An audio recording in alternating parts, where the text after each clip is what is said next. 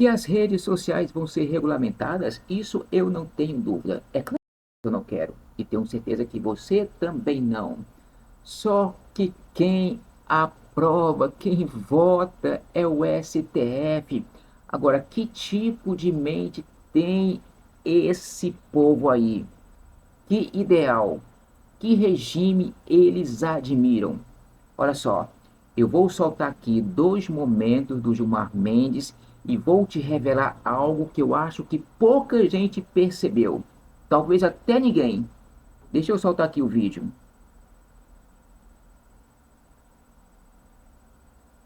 Eu queria lembrar, nesses últimos momentos, William, que se a gente voltou, e de novo a gente tem que apelar para a memória, se a política voltou a ter autonomia, eu queria que fizessem justiça. Isso graças ao Supremo Tribunal Federal. Se hoje nós temos a eleição do presidente Lula, isso se deveu a uma decisão do Supremo Tribunal Federal. É preciso reconhecer isso. De novo, Milan Kundera. Vamos travar a luta contra o poder absoluto. Presta atenção, que é isso eu quero que você escute bem. Vou soltar de novo. De novo, Milan Kundera. Vamos travar a luta. De novo, Milan Kundera. Prestar atenção, ele disse de novo Milan Kundera. O que é que ele quis dizer com isso? Milan Kundera, ele foi um escritor francês, só que naturalizado tcheco. Ele foi membro do Partido Comunista da Tchecoslováquia. Então, quando ele diz de novo Milan Kundera, ele está dizendo o seguinte: olha, Milan Kundera, ele escreveu um livro muito famoso com o título de A Identidade, que diz o seguinte, que a amizade é indispensável para o bom funcionamento da memória e para a integridade do próprio eu.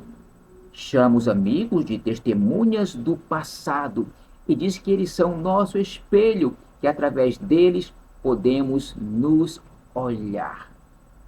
Ele quis dizer o seguinte: olha, quando eu olho para a história de Milan Kundera, quando eu penso nele, quando eu olho para ele, quando eu mentalizo nele, eu vejo a mim mesmo, ou seja, um comunista. Meu Deus, isso, eu não sei se você tinha percebido isso. Vamos seguir aqui, tem mais. Veja se você também prestou atenção no que ele disse agora. Vamos travar a luta contra o poder absoluto. Prestar atenção? De novo, Milan Kundera. Vamos travar a luta contra o poder absoluto. Vamos de novo travar a luta contra o poder absoluto. São mensagens subliminares que você tem que identificar, entendeu? Quem é o poder absoluto? Ora, sou eu e você.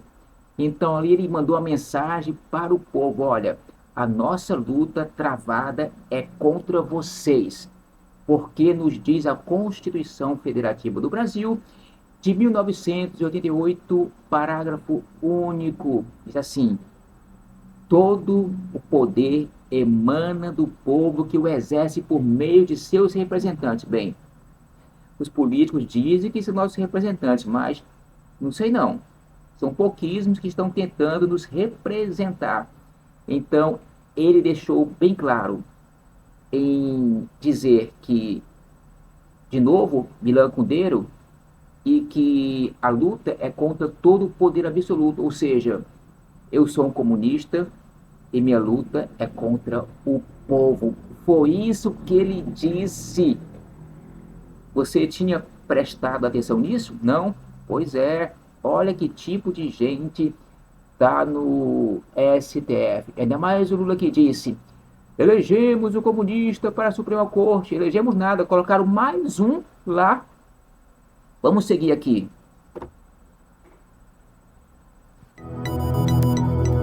Tem mais.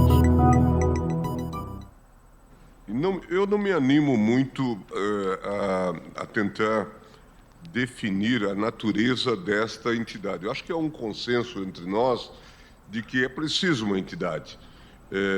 E isso é fundamental. Um pouco na linha, nós todos hoje somos admiradores do regime chinês, né? Do Xi Jinping, né? Que diz assim, o importante é que a cor do gato não importa, o importante é que ele caça o rato, né? E essa coisa do público e do... Essa é a frase do Deng Xiaoping. Ah, Deng Xiaoping, né? Então, Meu Deus, isso é um absurdo. Já era motivo, como tantos outros eles já deram, do Senado, da Câmara fazer alguma coisa pelo povo. Meu Deus do céu. Eu entendi que ele quis dizer o seguinte: não importa se vai ser eu, se vai ser o Toffoli, se vai ser o Barroso ou se vai ser o Moraes que vai caçar vocês. Mas vamos caçar. E tá aí a prova, mais uma vez, a regulamentação das redes sociais. Eu vou colocar aqui a matéria com Deltan Dallagnol. Ora, para quem tirou um sujeito da prisão e o colocou no cargo mais alto do país, o que vem agora pela frente fazer é moleza. Vamos aqui com Deltan. A regulação das redes sociais pelo STF, ou melhor, vamos falar em bom português aqui. A Isso. censura das redes sociais promovida pelo STF silencia a direita, os conservadores, os cristãos, os religiosos em geral e, em última análise, está pavimentando a eleição de Lula em 2026. E mais, eu vou provar para você que a regulação das redes sociais pelo STF vai amordaçar você, vai prejudicar o debate público e vai piorar a sua, a minha, a nossa vida. Não é só discurso, gente, não é especulação. Eu vou mostrar para vocês, vou provar que essa regulação tem consequências reais. Pessoal, eu prometi, aqui tá o vídeo em que eu vou mostrar para vocês o que aconteceu na Europa depois que foi aprovada uma regulamentação das redes sociais que vai na mesma linha que o Supremo adotou agora aqui no Brasil. E lá me parece que é mais tênue a regulação. Por quê? Porque a inspiração aqui é chinesa. Lá tem regras legisladas, detalhadas. Lá tem segurança jurídica. E aqui não. Aqui tem regras vagas, aqui tem arbitrariedade e aqui já tem censura instalada. Mas eu vou te mostrar mais do que isso. Eu vou mostrar como que é o regime chinês de censura que o ministro Gilmar Mendes e outros ministros do STF tanto admiram. E que pode se tornar, no médio e longo prazo, a nossa realidade aqui no Brasil ou algo parecido. Spoiler, gente, é apavorante. Eu mostrei algumas dessas consequências primeiro no meu artigo dessa semana que eu publiquei na Gazeta do Povo. Quem assina a Gazeta já sabe tudo isso que eu vou falar agora desde quinta. Dá uma olhadinha aí, ó. Gatunos do STF admiram censura chinesa. Gatunos aqui é uma referência ao fato de que o Gilmar Mendes disse que, olha, não importa a cor do gato, importa que pegue o rato. Por isso eles todos são admiradores do Xi Jinping, porque eles pegam os ratos, eles controlam, regulam as redes sociais aí com mãos de ferro. Eu já tinha adiantado para vocês aqui no canal que lá na China existe o que é chamado de Grand Firewall, que é simplesmente a maior máquina de censura online do mundo, com uma inteligência artificial treinada para localizar, identificar e banir mais de 130 mil palavras consideradas proibidas pelo regime chinês. A mesma coisa vai acabar acontecendo aqui no Brasil com essa nova regulamentação do STF, porque as plataformas elas não têm condições de analisar manualmente, individualmente os conteúdos ali. E por isso, uma lista de palavras-chave proibida também vai ter que ser criada, para que os conteúdos possam ser agressivamente removidos previamente, por precaução, porque a última coisa que as plataformas vão querer é serem multadas ou responsabilizadas. Mas esse sistema, gente, ele pode evoluir para algo muito, muito pior do que isso. Olha aqui o que eu trouxe no meu artigo, o sistema chinês de crédito social. Tem bastante coisa aí no meu artigo, que você vai curtir, entrando lá na Gazeta. Mas olha aqui, ó. Os cidadãos são classificados na China com base em sua conduta pública. Pessoas consideradas más cidadãs, como aquelas que criticam o governo chinês ou o ambiente online, perdem pontos e podem ser impedidas de viajar, de matricular os filhos em boas escolas ou então de conseguir bons empregos. E sim, fica ainda pior. A sua pontuação social pode afetar até a sua família, que pode ser punida mesmo que não concorde com as suas ações ou que sequer tenha relação com você. Qualquer semelhança aqui com o ministro Alexandre de Moraes bloqueando os perfis das redes sociais do filho e da mãe da deputada Carla Zambelli não é mera coincidência. É método. Trata-se da aplicação fiel dos métodos chineses que, como disseram os ministros do SF, são admirados por eles. Ah, Deltan, você tá exagerando. Isso aí nunca vai acontecer no Brasil. Gente, eu achava que nunca ia acontecer censura de perfis nas redes. Eu achava que nunca ia acontecer punição de gente sem prova individualizada da culpa. Eu achava que nunca ia acontecer o STF julgando em lote gente sem foro privilegiado. Eu achava que nunca ia acontecer perseguição política escancarada e a partir da mais alta corte. Eu achei que nunca ia acontecer Lula voltar à presidência. Para mim tudo isso é muito absurdo. E o caminho do abismo sempre tem os primeiros passos. E essa visão do STF sobre as redes me impactou demais. É algo inimaginável, porque a gente tinha que aprender com as lições da Europa, que eu vou mostrar para você já já. E para quem assistiu um episódio Nose Drive da série distópica Black Mirror da Netflix, sabe do que eu estou falando quando eu falo desse sistema chinês de pontuação social. Me conta aí nos comentários se você já assistiu, já ouviu falar, porque isso aí é simplesmente assustador. Uma mulher, nesse episódio, viu o alto crédito social dela começar a cair depois que ela passa por várias situações e pouco a pouco a vida dela vai sendo destruída. E ela percebe o quão horrível foi entregar as liberdades individuais dela nas mãos de um sistema autoritário. Mas calma, gente, que não é só essa a potencial consequência nefasta, não. Eu quero mostrar para você agora o que estudos recentes têm a dizer sobre esse tipo de regulação que o STF implementou, e agora eu vou falar de consequências reais e imediatas, não de consequências de médio ou longo prazo de onde a gente pode chegar. Vou falar agora do que é concreto, do que é real a partir da regulação do STF. Bora aqui voltar para o artigo comigo. Olha aqui. Um estudo da Universidade Americana de Vanderbilt mostrou o que aconteceu depois que a regulamentação das redes sociais impôs obrigações e multas às plataformas e redes sociais na Alemanha, França e Suécia. Estou falando de países altamente democráticos, berços aí da democracia mundial. Qual foi o resultado da regulação lá? O resultado foi um espanto. Entre 87,5% e 99,7% dos conteúdos removidos pelas plataformas eram legais. O percentual variou nessa faixa de acordo com o país e de acordo com as redes sociais, que foi mais uma rede social que foi pesquisada. Sim, gente, é isso mesmo que você leu. A moderação se tornou tão agressiva que as empresas apagaram conteúdos legítimos em massa só por precaução, já que a regulamentação previa multas milionárias em caso de descumprimento. Você consegue adivinhar aí qual que era o conteúdo apagado? Qual será, hein? O estudo fez comentários reais em redes sociais nos 3 países e depois chamou juristas e especialistas de cada lugar para avaliar o que foi apagado. Críticas a políticas de imigração, apoio a candidatos e ideias conservadoras, comentários religiosos e opiniões sobre vacinas. Podiam ser comentários críticos, polêmicos, mas eram legais e legítimos. Escorreu tudo pela vala comum da censura. E as plataformas sequer informaram a razão da remoção.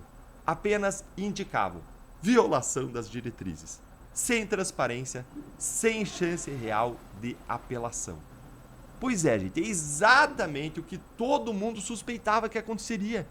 Quem mais vai sofrer com essa regulamentação são as vozes conservadoras, cristãs, de direita, religiosas em geral, que vão ser vistas como ilegítimas, antidemocráticas, preconceituosas e vão ser derrubadas sem pena pelas plataformas. Gente, olha esse percentual aqui, olha esse percentual dos conteúdos que eram legais, ou seja, foram removidos conteúdos em massa e esse conteúdo analisado, 87% a 99% analisando, era legal, legítimo, correto, não tinha nada de errado. E ainda assim, o que aconteceu? Foi tudo derrubado, sem pena.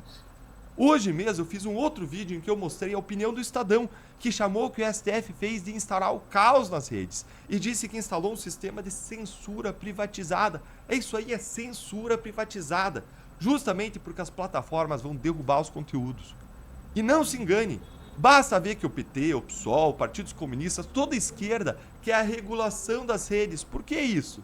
Porque vozes conservadoras, cristãs de direita e religiosas são alijadas do debate público, porque eles vêm como adversários e vão ser alijadas do debate público. É claro que não totalmente, mas em tudo aquilo que for assunto controverso, ou seja, essas vozes conservadoras, cristãs, da direita, religiosas, elas vão ser enfraquecidas naquilo que mais importa para elas debater, porque são os pontos de fricção da sociedade. E isso prejudica o debate, prejudica o convencimento, prejudica a livre manifestação e a livre informação, prejudica a formação das nossas convicções de vida, cristãs, religiosas, conservadoras. Que sociedade democrática e plural que é essa? Eu respondo para vocês. É aquela sociedade que tem uma cúpula de poder que quer enfraquecer a direita e eleger Lula em 2026. A censura e a mordaça da direita pavimentam a eleição de Lula. E é por isso que eu preciso fechar com chave de ouro, te dizendo que com a censura das redes, você vai precisar de uma boa fonte de informação, especialmente se você é conservador, de direita, cristão, e esse lugar... Bom, ele termina ali porque agora ele faz o anúncio da assinatura da Gazeta do Povo. Agora, essa regulamentação é um passo para outras regulamentações. Daqui a pouco vão regulamentar a quantidade que a gente deve comprar de alimento dos mercados, como é em Cuba. Vocês sabem disso. Agora, se alguém está esperando 2026 para Bolsonaro via candidato, esquece. Esquece isso. Ele pode até realmente vir como candidato, mas ganhar não vai ganhar. Vocês lembram quando Lula disse nunca mais se elege? Vocês acham que ele disse aquilo de momento? Foi à toa? Não. É porque com a esquerda no poder, com o STF no poder, esquece direita na presidência. Pode até acontecer algo surpreendente, como aconteceu em 2018, porque estava tudo certo para o Haddad ganhar e ele não ganhou. Por isso que a esquerda ficou enlouquecida e perseguiu Bolsonaro de todas as maneiras. Bom, gente, a nossa confiança está em Deus. Que ele use alguém para desbaratar esse esquema aí que quer se instalar no nosso Brasil, esse regime comunista. Gente, que Deus tenha misericórdia de nós. Fiquem todos com Deus. Fui e paz para todos.